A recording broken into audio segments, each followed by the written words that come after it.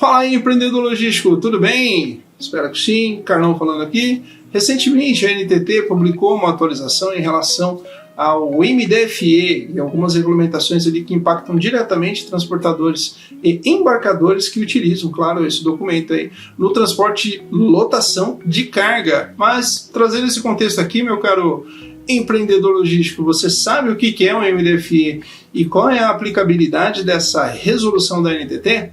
Então, se essa é uma dúvida para você também, bora, vem comigo que a gente já vai sair do outro lado com esse assunto aí. Mas antes de mais nada, não se esqueça de se inscrever no canal, meu querido. Não esqueça de deixar teu like, não esqueça de deixar teu comentário ali, que é muito importante para a gente sair do outro lado aqui e ver se estamos indo para o caminho certo ou não, beleza? A gente só vai saber se você contribuir com a gente. Maravilha? Então, depois da vinheta, a gente já continua aqui com esse assunto. Valeu? Vamos lá. Fui!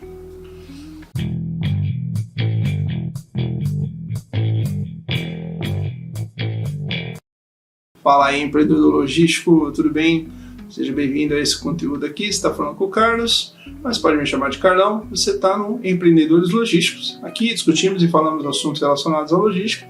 Claro que esse universo de possibilidades aí, essa rica fonte de conhecimento para quem deseja crescer nessa área, belezinha? Bom, assunto da vez aqui, como a gente já comentou, a gente vai falar um pouquinho sobre MDFE e o impacto que uma regulamentação está saindo agora em 2025, agosto de 2025, tem ali em relação a embarcadores e transportadores no modal rodoviário e principalmente em tipos de carga lotação, belezinha? Mas antes de mais nada, de novo, o nosso combinado aí, hein? Esquece de se inscrever no canal, esquece de deixar teu like lá, que é muito importante para a gente sair do outro lado aqui, belezinha? Então, bora pro vídeo que dá para sair rapidinho com esse assunto aí, beleza? Então, via de regra, a gente já está falando da atualização, mas eu deixei uma provocação ali em relação ao que é o MDFE, né?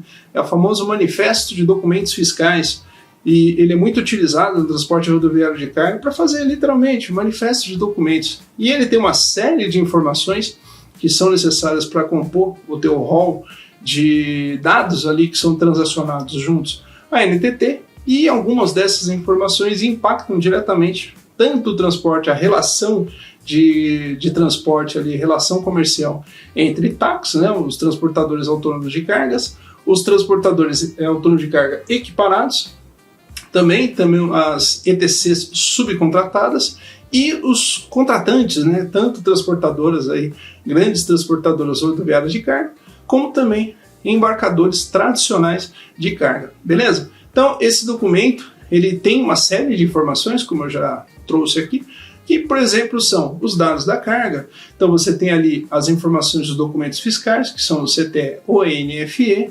Lembrando aqui que no caso desses documentos, quando um é transacionado, o outro não pode ser transacionado. Ou seja, CTE, se você tem o CTE, se é uma transportadora, e você está emitindo o MDFE para um regime de subcontratação, você só pode incluir CTEs ali, você não pode incluir NFEs. E a mesma coisa acontece por um transportador de carga própria.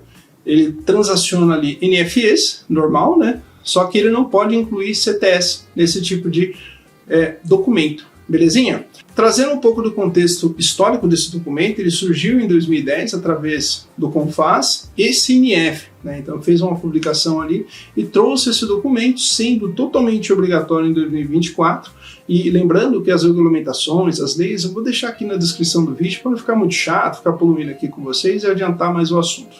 Belezinha? Então já trouxe esse contexto e ele já traz essa característica de manifestar os documentos fiscais que são utilizados no transporte de carga. Por exemplo, CTE, as notas fiscais quando você é um transportador de carga própria, o próprio CTE quando você é um contratante de frete e por assim vai.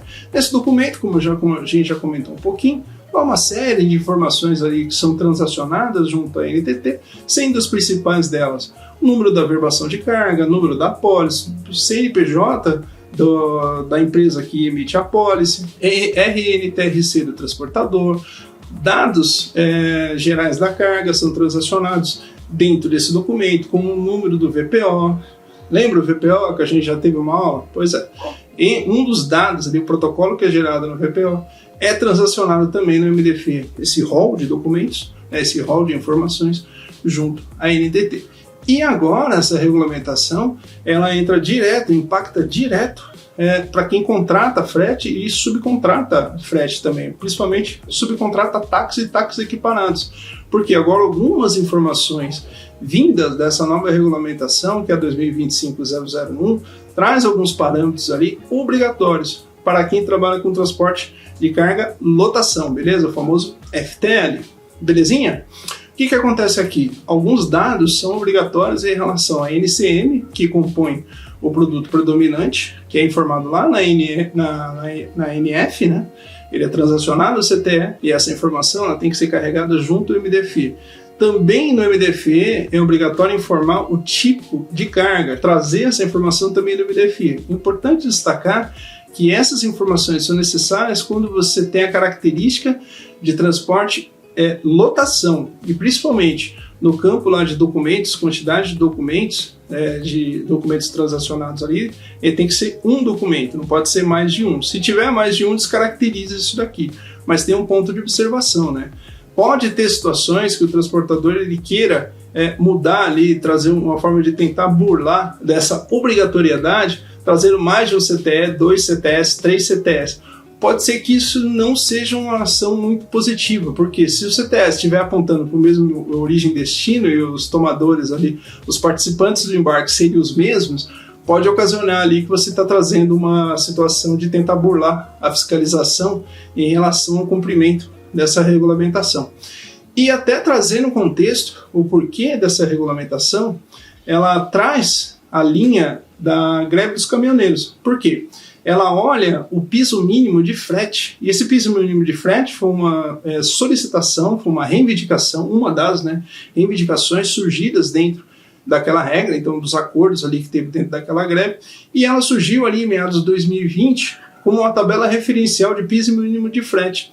E algumas informações que estão relacionadas com a obrigatoriedade que está subindo dentro do MDFE, que agora também tem os dados de pagamento do transportador, a forma que você está fazendo o pagamento para aquele transportador, seja o TAC ou o ETC, mas nesse caso aqui impacta o TAC, vai ter que ser transacionado no MDFE. Isso antes não era feito, não era mandado, essa informação ela estava muito concentrada lá no CIOT, que mudou agora e ela vem direto ali no MDFE.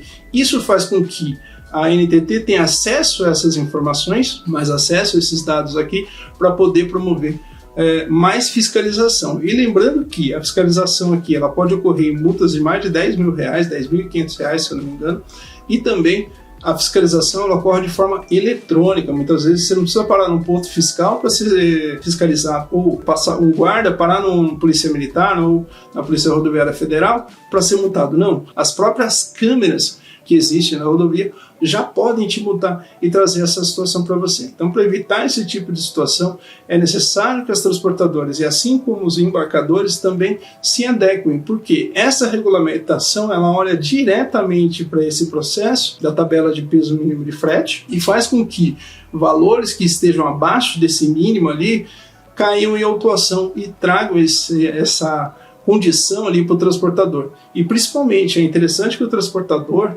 e também o embarcador se atente a esse tipo de situação, porque como eles são participantes do embarque, essa situação da multa ela pode ir tanto para o transportador como também para o embarcador, visto que é muito comum o embarcador ele se ter como referência ali o piso mínimo de frete e contrata alguém olhando esse piso mínimo de frete, só que quem vai fazer a subcontratação ele traz um valor abaixo, porque ele tem que ter o ganho dele ali, ele tem que ter o lucro dele em cima do frete. E geralmente o que acontece, ele reduz esse valor e se o valor já está ali encostado no piso mínimo de frete, já ocasiona ali um problema ali de estar fora da regulamentação e cai nessa condição de ter multa. E essa multa agora, como já comentei, ela tanto também pode ir para o transportador, que é o tomador de serviço ali, quanto o embarcador que está contratando diretamente um transportador ou está fazendo a contratação direta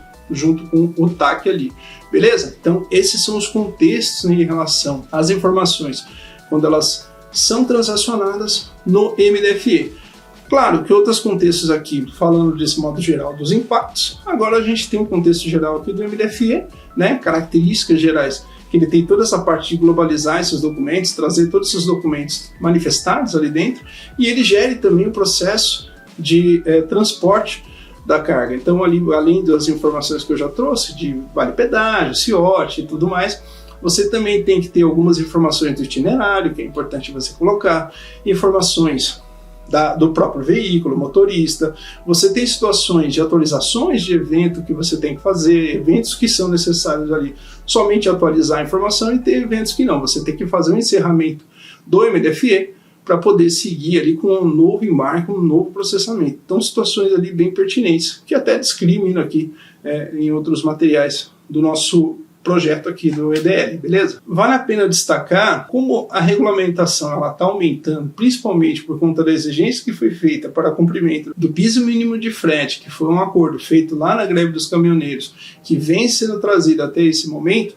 Vale também destacar que a regulamentação, a fiscalização está aumentando em relação ao cumprimento dessas exigências, principalmente por parte dos contratantes e transportadores diretos ali, principalmente que lidam com TAC. O impacto direto aqui, claro, que é a maior fiscalização, lembrando que a retenção dos impostos, todas essas informações já são feitas na fonte, ou seja, quem paga o serviço de frete, ele já tem que fazer a retenção do TAC ali e já fazer o pagamento junto à Receita Federal. Então tem esse ponto também de destaque aqui no contexto da relação de trabalho, da relação de serviço aqui entre TAC e contratante aqui, que no caso pode ser o próprio transportador, que é o tomador de serviço ali. Belezinha? Então, trazendo esse contexto aí, pelo menos para deixar um pouco mais enxuto aqui, esses são os impactos, de modo gerais, que podem trazer consequências ali para os transportadores, utilizando a não observação em relação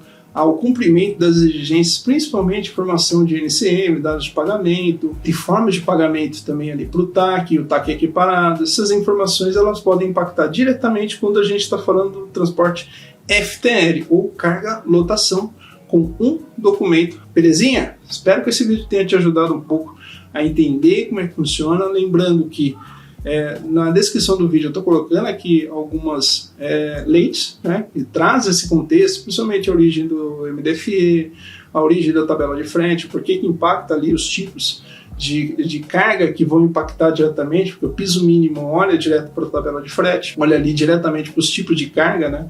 Então ele tem impacto direto ali, e como é que isso impacta para todo mundo na cadeia de transporte. Belezinha? Então é isso. Desejo sucesso para você, tudo de bom. Te vejo no próximo vídeo. Não esquece, hein? Esquece de se inscrever no canal, não esquece de deixar teu like lá. É muito importante para a gente sair do outro lado e já ver se a gente está saindo para o caminho certo aqui. Belezinha? Então, forte abraço, tudo de bom, esteja em paz. Tchau, tchau, valeu!